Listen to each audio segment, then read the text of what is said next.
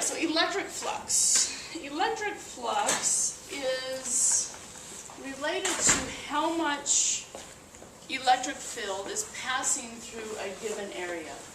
So for example, let's imagine the whiteboard here is a nice, very large sheet that's charged. Let's just for all intents and purposes say it's positively charged. So the electric field would be pointing outwards, so away from the board, all the way, the whole stream of the board is pointing out towards the other wall. Got with that? Flux is a measure of the strength of the field that passes through an area. So, piece of paper here, I have half a sheet of paper. If we had all of these electric field lines heading towards the back of the wall, and I hold this paper up, some of them would have to go through the paper. That's what flux is. Electric flux is how much field, the strength of the field, passing through a surface. Would it matter if I held the paper this way or this way? No. No, the same number of lines, the same amount of field would pass through it. But it would matter if I held it, say, this way. If I held it this way, there's no way for the lines to actually pass through the paper because we're parallel. And so the maximum amount of field, so if I turn it just slightly, there would be some lines that made it through. Some of the electric field would make it through, but not as much as if I held it this way. So as long as I hold the plane of the paper, in this case parallel to the plane of the board, we would have the most amount of field passing through our paper. So the symbol we use for electric flux is a capital phi. I'm going to put a subscriptive E on it because we're talking electric flux. We will talk about magnetic flux, which is the same concept, but we'll talk about that a little bit later. The equation we have for flux is the integral of the electric field dotted with the area. In this case, dA. Dot product. Do you remember the significance of the dot product? All that if you have two vectors, it's the amount of one vector is in the other? Yes. So it's taking any two vectors and it's finding their parallel components. They're components that are parallel to each other. So the products that are in the same direction. So that's one piece of importance. So that's what we're saying here is the electric field needs to be parallel to the area vector in order to have flux. But also keep in mind that the dot product always gives us a scalar answer. So flux itself is not a vector. It can be positive or negative, and that just has to do with the direction the electric field passes through the area. But it's just a number. So the area vector. If the electric field in the area vector must be parallel to get a maximum amount of flux, and we know that we have to hold the paper this way to get a maximum amount of flux, the most amount of field passing through the area, that means right in this orientation, so our electric field is still pointing out of the board, that means our area vector is also parallel to the electric field in this orientation. So what direction is the area vector in? Also that way. So the area vector is perpendicular to the plane. So your area, the plane of the area vector is perpendicular to it. Okay? So it'll point straight out as well. If they're in the same direction, then that simplifies the dot product. You don't have to do the dot product anymore. Another case we might see is a uniform or constant electric field. So it has a constant value everywhere. Which, in the case of if this whiteboard was a charged plane, that would be the example. The electric field would be constant at this distance out here. It would have a set value. And so when we place our area out here, the electric field would be uniform.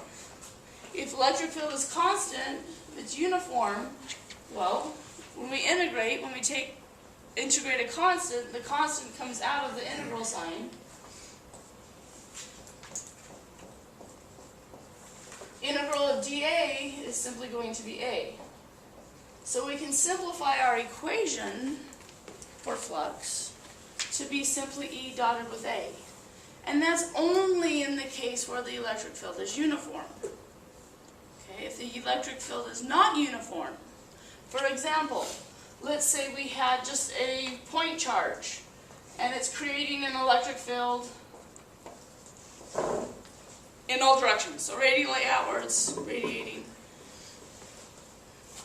Now if I take this same rectangle, would the electric field have the same value everywhere on this rectangle? No, some points would be farther away from this charge than other points. So the electric field would not be uniform, so we would have to actually integrate. So the integral is there for when the electric field is not uniform, then you have to integrate it over the area. If the electric field is uniform, then we get just E dotted with A.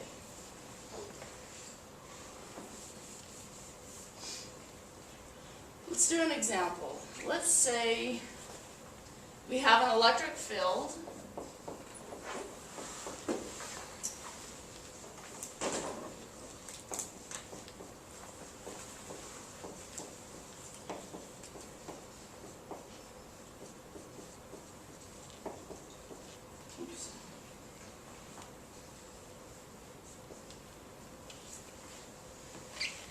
So let's say we have a three-dimensional electric field. It has an X component, a Y component, and a Z component. So our electric field is pointing off in this direction somehow. It's uniform in that each component is constant, but it's three-dimensional in terms of having all three components. Let's say our area, so we're going to take, let's say we're holding our rectangle maybe this way. So the area vector has an X component and a Y component. So the area vector is pointing off at an angle as well. Okay. I'm just going to make up the area. So let's say it was 0.2 meters squared I hat and 0.3 meters squared J hat. The X and Y components would depend upon what angle that paper was at, what angle it was pointing at. So we'll just say that we know that. So we know the X and Y components. So the flux. Electric flux, since the electric field is uniform, we can use this simplified equation and just take the electric field dotted with the area. So our electric field, we know,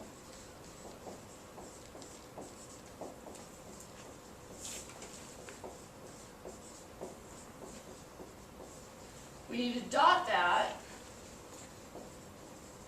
with our area vector.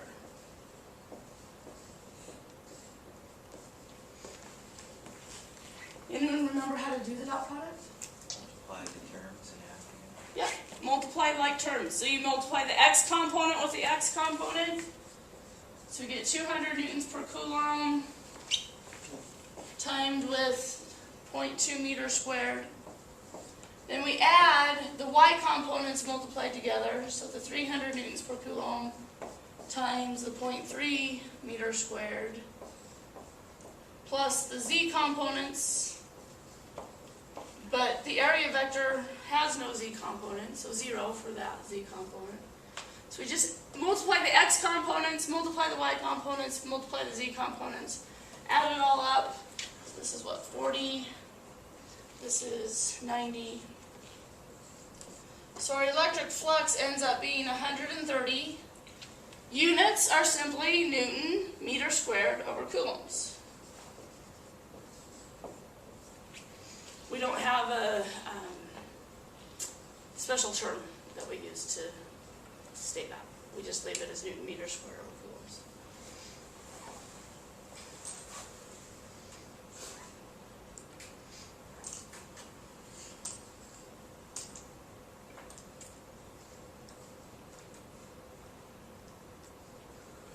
Questions on that one?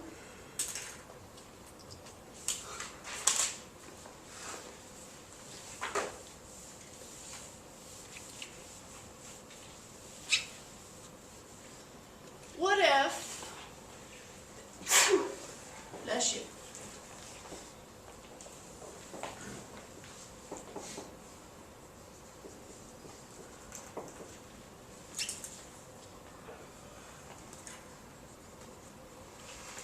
Let's say we have an electric field of 400 newtons per coulomb, and it's directed in the xy plane at an angle of 40 degrees above the x-axis.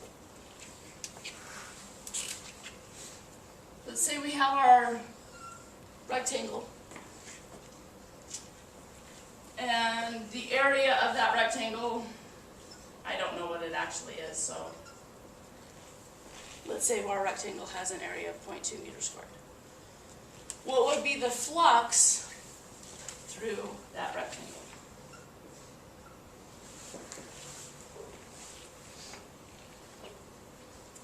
Now the area vector, we know, is perpendicular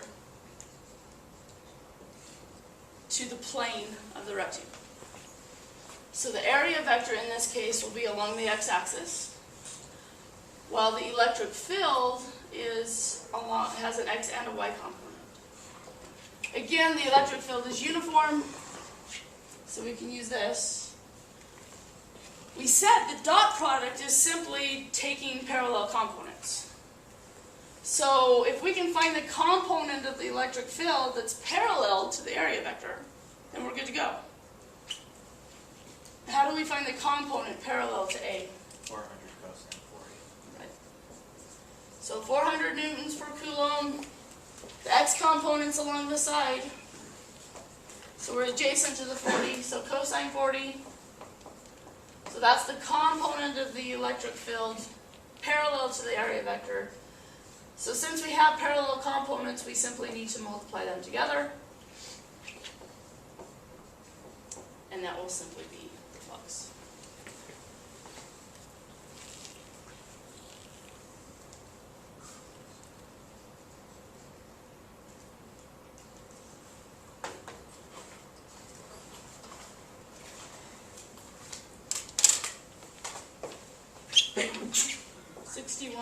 Newton meter squared per.